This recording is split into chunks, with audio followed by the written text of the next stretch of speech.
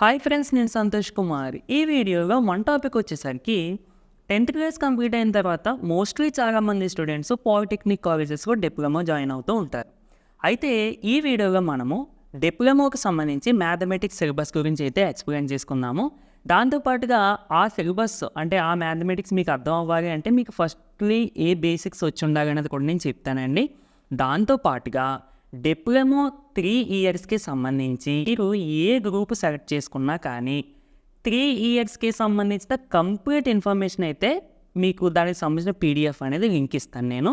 అంటే complete information అంటే working days, attendance, industrial ట్రైనింగ్కి సంబంధించిన ఇన్ఫర్మేషను, స్కీమ్ ఆఫ్ ఎవాల్యుయేషన్కి సంబంధించిన information, mid exams, practical exams, lab exams and most important remaining సబ్జెక్ట్స్కి సంబంధించిన సిలబస్ మొత్తం ఈ వీడియోగా అయితే అంటే మీకు ఇచ్చిన ప్రొవైడ్ చేస్తాను. పీడిఎఫ్ ఎలా డౌన్లోడ్ చేసుకోవాలి అవన్నీ కూడా నేను ప్రాసెస్ చెప్తానండి. ఇది అయిన తర్వాత కంపల్సరీగా మీకు నచ్చితే ఇన్ఫర్మేటివ్ అనిపిస్తే లైక్ చేసి మీతో పాటు చదువుకుని మీ ఫ్రెండ్స్కి కూడా షేర్ చేయండి. సో ఫస్ట్లీ మన పాయింట్ మ్యాథమెటిక్స్ గురించి కాబట్టి చూద్దాం. ఇక్కడ మనకి డిప్లొమాలో చాలా గ్రూప్స్ అయితే ఉంటాయండి.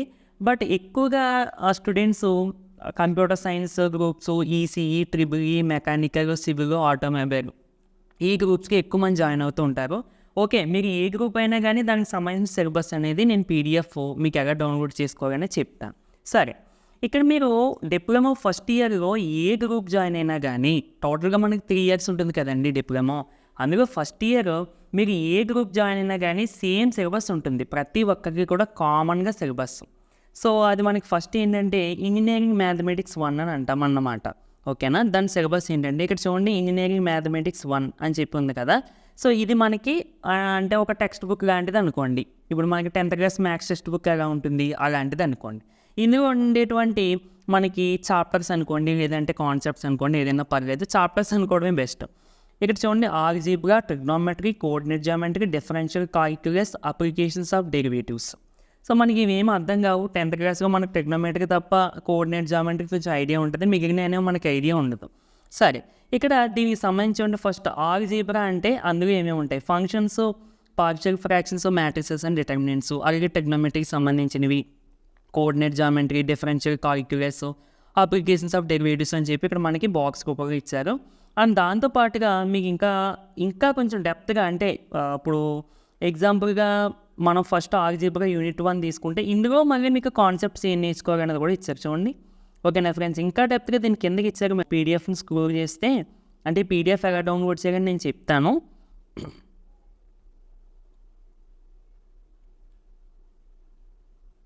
ఇదిగో ఇక్కడ చూడండి, ఇంకా బాగా ఇచ్చారు.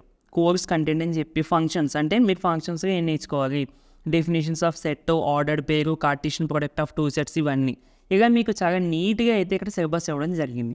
ఫస్ట్ ఇయర్ డిప్లొమా ఇదంతా అంటే ఫస్ట్ ఇయర్ డిప్లొమాకి సంబంధించి ఇది మ్యాథమెటిక్స్ సిలబస్ అన్నమాట.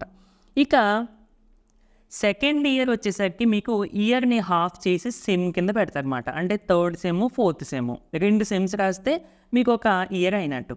ఫస్ట్ ఇయర్ మాత్రం టోటల్గా ఇయర్కి ఒక ఎగ్జామే ఉంటుంది. బట్ తర్వాత నుండి మాత్రం అంటే సెకండ్ ఇయర్ నుండి అయితే సెమ్ సిస్టమ్ ఉంటుందండి. అంటే మీకు సెకండ్ ఇయర్ 2 సెమ్స్ ఉంటాయి, 3rd sem, 4th sem. Sem అంటే సెమిస్టర్ అన్నమాట.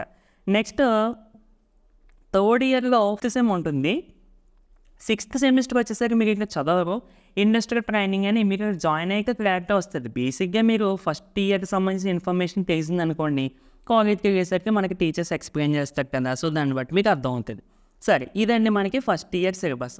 అయితే మరి సెకండ్ ఇయర్ మీకు మ్యాథ్స్ ఉంటుందా అంటే సెకండ్ ఇయర్లో 3rd సెమిస్టర్ వరకు మాత్రమే మ్యాథ్స్ ఉంటుంది, ఏ గ్రూప్ అయినా కానీ. ఓకేనా, అండ్ 3rd సెమిస్టర్ పేపర్ మాత్రం అన్ని గ్రూప్స్కి ఒక సిలబస్ అయితే ఉండదండి, కొంచెం చేంజ్ అయితే ఉంటుంది. ప్రజెంట్ నేనైతే ట్రిపుల్ ఈకి గ్రూప్కి సంబంధించిన మ్యాథమెటిక్స్ సిలబస్ అనేది చెప్తాను. మరి మిగిలిన గ్రూప్స్ ఎలా చెక్ చేసుకోవాలంటే నేను అది ఫర్దర్గా ప్రాసెస్ చెప్తానండి, మీరు ఎలా డౌన్లోడ్ చేసుకోవాలి అన్నది. ఓకే ఫ్రెండ్స్, 3rd సెమిస్టర్కి సంబంధించి మ్యాథ్స్ సిలబస్ చూద్దాం. అంటే ట్రిపుల్ ఈ గ్రూప్ అంటే ఎలక్ట్రికల్ అండ్ ఎలక్ట్రానిక్స్ ఇంజనీరింగ్ అన్న గ్రూప్ అంట. సో ఇక్కడ మీకు ఇంజనీరింగ్ మ్యాథమెటిక్స్ 2 అని ఉంటుందండి. ఇంక ఈ 3rd సెమ్తో మీకు మ్యాథ్స్ లాస్ట్, అంటే ఇంకా 4th సెమ్కి మ్యాథ్స్ ఉండదు, అలాగే 5th సెమ్కి కూడా ఉండదు. ఇక 6th సెమ్ అయితే ఇండస్ట్రియల్ ట్రైనింగ్ కాబట్టి అందులో మీకు చదవాల్సిన పని అయితే ఉండదు. ఏదైనా కంపెనీలో వర్క్కి సంబంధించిన ఉంటుంది, అక్కడ వర్క్కి సంబంధించి ఉంటుంది. సరే, దీనికి సిలబస్ ఏమి ఇచ్చారనేది చూద్దాం ఇంజనీరింగ్ మ్యాథమెటిక్స్ సంబంధించి.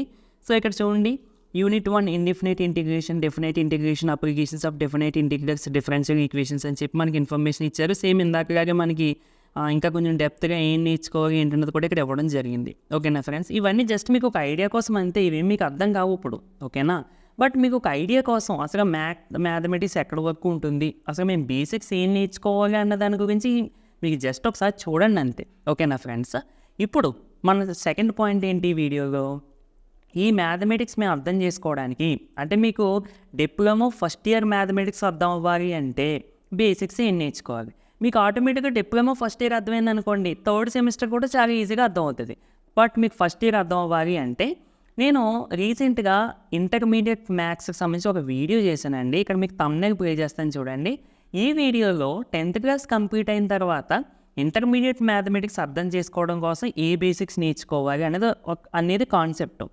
సేమ్ అవే మీరు కూడా కంపల్సరీ నేర్చుకోవాలి. ఏమేమి నేర్చుకోవాలని నేను అక్కడ ఆ వీడియోలో చెప్పడం జరిగిందండి. ఒకసారి ఆ వీడియో మీరు చూస్తే ఫుల్ క్లారిటీ వస్తుంది.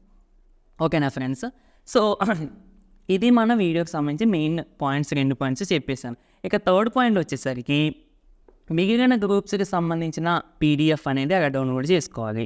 ఓకేనా ఫ్రెండ్స్, సో ఇక్కడ మీకు ఈ పీడిఎఫ్ కనిపిస్తుంది కదండి, ఈ పీడిఎఫ్లో మొత్తం డిప్లొమా ఫస్ట్ ఇయర్ నుండి లాస్ట్ సెమిస్టర్ వరకు మొత్తం ఇన్ఫర్మేషన్ ఇందులోనే ఉంటుంది.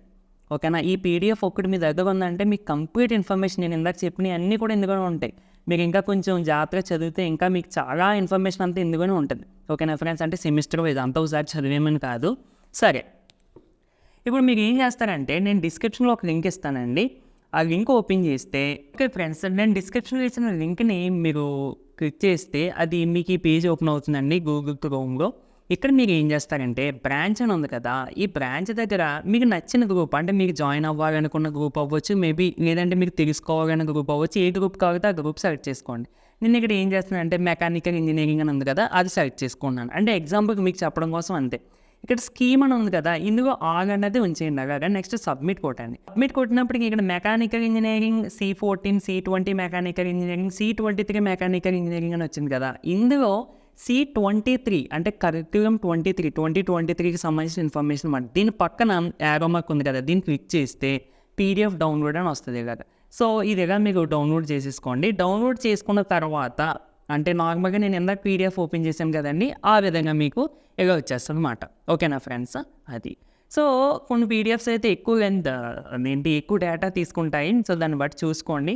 ఇందులో మీకు చూసుకోవాల్సిన మెయిన్ ఏంటంటే ఇక్కడ చూడండి, ఇక్కడ మీకు ఫస్ట్ ఇండెక్స్ పేజ్ ఇచ్చారు కదా, ఇందులో రూల్స్ అండ్ రెగ్యులేషన్స్ అని ఉన్నాయి చూడండి, పేజ్ నెంబర్ 7 అని ఇచ్చారు కదా. ఈ పేజ్ నెంబర్ 7 నుండి స్టార్ట్ చేసి మీరు నియర్లీ పేజ్ నెంబర్ 22 వరకు కూడా చాలా ఇన్ఫర్మేషన్ ఇందులోనే ఉన్నది. మొత్తం ఎగ్జామ్స్కి సంబంధించి, మిడ్ ఎగ్జామ్స్కి సంబంధించి మార్క్స్ ఎలా ఇస్తారు, ఇంటర్నల్ మార్క్స్ ఎలా ఇస్తారు, ప్రాజెక్ట్ వర్క్స్, ల్యాబొరేటరీ ల్యాబ్స్కి సంబంధించిన ప్రాక్టికల్స్కి సంబంధించిన ఎగ్జామ్స్, వాటికి సంబంధించిన మార్క్స్, వైవాకి ఎన్ని మార్క్స్ ఉంటాయి, ఇవన్నీ కూడా చాలా ఇన్ఫర్మేషన్ అయితే ఇందులో ఉందండి.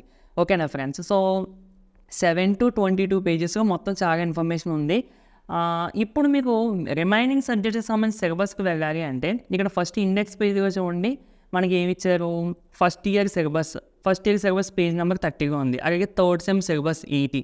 ఫర్ ఎగ్జాంపుల్గా ఫస్ట్ ఇయర్ సిలబస్కి ఓపెన్ చేస్తే పేజ్ నెంబర్ 30 ఓపెన్ చేస్తే ఐదుగా చూడండి page number 30 first year syllabus. ఇంకా ఫస్ట్ ఇయర్కి సంబంధించి నేను ఇందాక మ్యాథమెటిక్స్ సంబంధించి చెప్పాను. ఇక్కడ చూడండి సబ్జెక్ట్స్ ఏమున్నాయో, English, engineering mathematics, engineering physics, engineering chemistry and environmental studies. ఇది ఏ group, electrical and electronics engineering. నేను ఇందాక చెప్పిన అది ప్రాసెస్ ప్రకారం మీకు నచ్చిన గ్రూప్ డౌన్లోడ్ చేసుకుంటే అది మీకు డౌన్లోడ్ అయిపోద్ది. నేను ఆల్రెడీ డౌన్లోడ్ చేశాను కాబట్టి మీకు దీన్ని బట్టి చెప్తున్నాను అనమాట. ఓకేనా ఫ్రెండ్స్, ఇక్కడ చూడండి సబ్జెక్ట్స్ ఇచ్చారు, అలాగే ప్రాక్టికల్స్ ఇచ్చారు, అలాగే ఇక్కడ మనకి ఎండ్ ఎగ్జామ్ మార్క్స్ ఎన్ని ఉంటాయి, టోటల్ మార్క్స్ 1000 మార్క్స్కి. ఇక్కడ చూడండి 1000 మార్క్స్ ఎలా వస్తాయి అనేది కూడా మీకు ఇక్కడ ఇవ్వడం జరిగింది.